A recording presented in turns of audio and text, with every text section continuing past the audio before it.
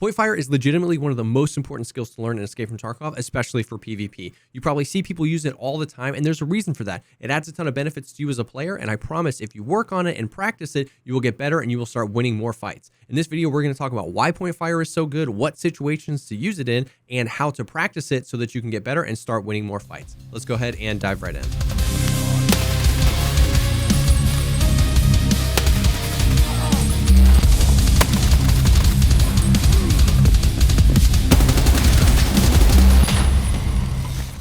I got him. Before we hop into the video though, I do want to take a few seconds to thank Opera GX for sponsoring this video. Now, if you're like me, you spend a lot of time at your PC connected to the internet, browsing the internet, but you've never really given too much thought to your browser because there's not a whole lot of tremendous value the browser offers you, and Opera GX wants to change that. So we can start with the GX control. If you're like me, you normally have 30, 40, or 50 tabs open, and sometimes those tabs are open for months at a time. Don't you judge me. Well, right here, you can actually see what is hogging what, and you can go ahead and get rid of them right here. In addition to that, you can set limits on how much RAM you want the browser to use and how much CPU you want the browser to use. Also, they have a network limiter. This allows me to make sure that Opera is not using too much upload if I'm trying to stream, or not using too much download if I'm trying to do other things. It also adds a tremendous amount of connectivity. I can log into my Twitch, and from any page at any point, I can click on my Twitch, see who's live, boom, hit Geeks, and start watching him play some Escape from Tarkov. Additionally, you can connect stuff like your Discord, so I can, boom, see if somebody's messaging me. If I want to double check on something, check out the new JesseKazam YouTube video. I can do that instantly and from any page. There's all sorts of amazing other features like forced dark mode. So say I have got Amazon pulled up, I can do forced dark pages. Just about any page on the internet, it will force into a dark mode. Another really cool thing they have is the GX Corner, where the Opera team is always looking for really good deals or even free games, and then putting them all right here, which is a great place for you to find and discover new games. The more I use the browser, the more I fell in love with it. And if you want it, you can get it absolutely free using the link down below in the description and start browsing better.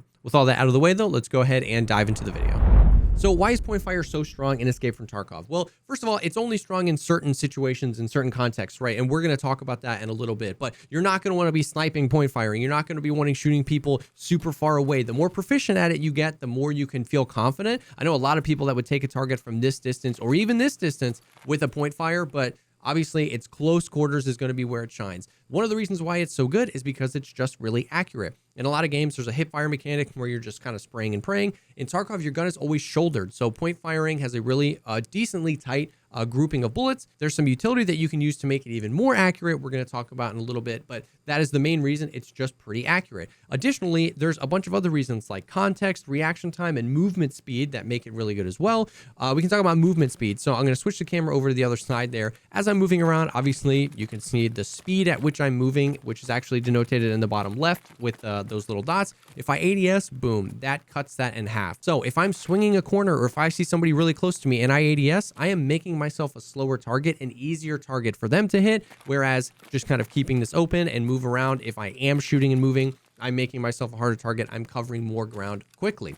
When we talk about context, when you ADS, it pulls your FOV in. Some scopes do it more than others. Some optics or like red dots do it more than others, but either way, I'm pulling in, I'm removing some of my peripheral vision, which oftentimes can allow you to miss like a second person. And obviously the point of ADSing is to kind of focus your attention in on the middle of the screen. If somebody's really, really close, then you can miss maybe a second person. Or another thing that happens to me all the time in really close quarters battles with like an SMG or an M4 or something. So let's pay attention to this guy all the way at the end here. If I ADS on this guy, boom, I can't see that guy anymore. My optic, my equipment can actually block other additional people, and I have died more often than you think by missing somebody when I'm ADSing on somebody and the other person basically just disappears. So context meaning your peripheral vision kind of zooms in, your focus zooms in on just your optic, and sometimes it can be really easy to tunnel vision and miss other opportunities. And then when we talk about reaction time,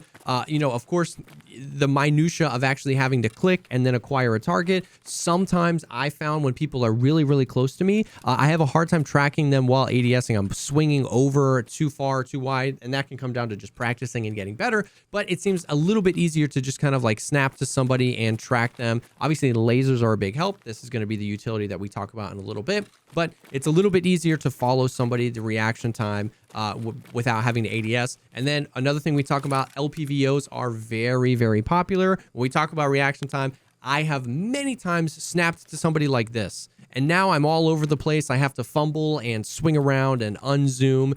So LPVOs, a very popular thing. And this happens all the time. I'm trying to snap somebody close and I can't find him. And now I'm dead. So those are a lot of the ways that point fire is really, really strong. We're going to take a look at a few clips and a few situations on why I use point fire and why it actually won. And then we can talk about how to train and actually get better at this. All right, so for this clip, I'm kind of like downstairs. I'm fighting somebody in the basement of the resort. It's really dark, and I've got the, you hear this all the time now, the right side peek, right side peek. I've got the left side peek. This guy's got the right side peek. So you see him just kind of chilling right here. He's got his laser on. He's holding the angle really, really tight, and this kind of shows off that movement speed we were talking about. I'm running around. I'm going really quickly. I pre-fire the corner out of my peripheral vision. I see him as I'm moving. I start firing here. Literally, I'm shooting the wall to initiate my fire before so that I can just cross right over into his head. His crouch here actually did him a little bit of a disservice because I'm shooting center of mass, but because he's crouched, his head is where center of mass would be. But I see him, I'm reacting, and then I just drag across my screen. I've got the movement advantage. I'm moving fast. I can utilize that wide peak. Now, this is dangerous. Obviously, if he pre-fired it, he could have taken me, but that movement speed gave me an advantage. His shots, he hits me in the chest, and then the rest of his shots go like right between me and the wall because I've passed right by. I'm moving quickly. If I had been ADS there, most likely his second shot in my thorax, his second shot would have landed in my thorax, and that could have killed me depending on what ammo he was using. So this movement speed gives me the opportunity to just swing and take a bad swing and turn it to my advantage a little bit. Still dangerous, but that movement speed can help. This next clip on interchange is a really interesting show off of exactly what I talked about, where sometimes it can be hard to snap to an enemy while you're ADS'd. And I do that, make the mistake, and then end up killing these guys point fire. So we swing the corner and there's a 3-man right here. I've got an LPVO. I've got a really high recoil gun in the 308 MDR. I swing around. I take a few shots on the first guy here. I, for some reason, think he would have died with that many shots. Transfer to the second guy. I've got a 20-round mag, so I run out of ammo. I've got to reset the fight. My teammate died. I turn on my laser, point fire this first guy, crouch, lean, point fire the second guy. And that ended up being so much more proficient. These guys are close to me. So in this position, while ADS'd, it's hard to see how many there are. It's hard to track my enemy while ADS'd with all of the recoil of this gun. And I kind of whiff my shots, move over, whiff some more of my shots, hit a reload. I turn on the laser because I know this is going to make it so much easier. Utilizing a little bit of that movement speed there, just kind of moving along, trying to hit head height. Now I crouch to get a little bit of the recoil reduction gone. I see this guy's head over, start firing, clean up the second kill. So this was another situation showing off that where it can be hard when you're ADS and a little bit easier when you're point firing. This is kind of a perfect engagement to point fire with. And if I had my laser on in that first engagement, I could have potentially saved my teammate there and cleaned them up a lot quicker. Now, this last clip is a really interesting one because when you think about point fire, you're normally thinking about those crazy close quarters fights in dorms and shoreline or something like that. But this is a woods clip. I've got an RSAS, a semi-auto gun, something that's very much so, sniper. You should always be ADS. You should always be doing something. I actually use a laser on woods all the time for this exact reason. If I catch myself in a close quarters battle with somebody, I'm hurt. And look at all this. Look at all the places, especially something like woods. There's so many places you need to be listening for and looking at. He could pop up over any one of these rocks. He could pop down here into the bushes.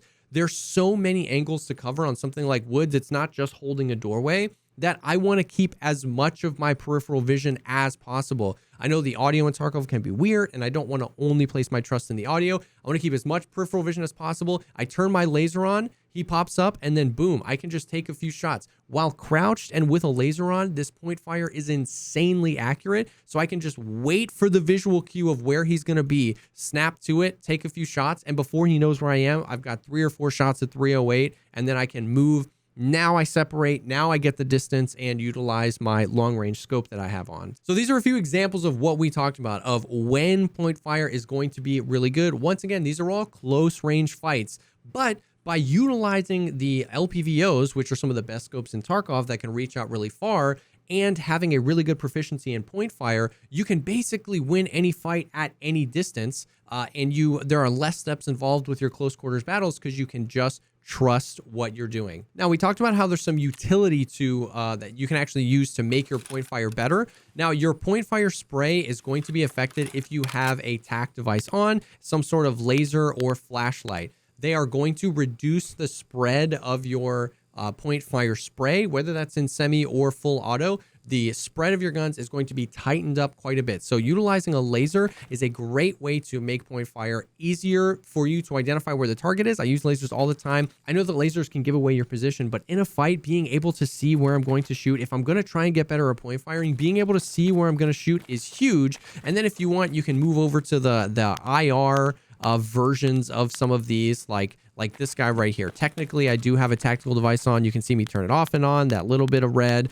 These do the same thing. They help tighten up that spread, but it's harder for me to know exactly where I'm shooting. So that kind of leads us right into the next thing. How would you practice this? The absolute best way to practice point fire is go into an offline raid, go into an offline factory, turn on the PvE, turn them to as easy as possible, and as high amount of enemy AI that your computer can bear. So high or horde mode. Go in with a laser. Do not use your optic. Just laser, just point fire. Whether you're taking a DMR and you're working on point fire headshots, whether you're taking an SMG or an assault rifle and you're working on point fire sprays, do this. Run this at the beginning of every, set of raids. Just run one of these, or practice it as much as you want.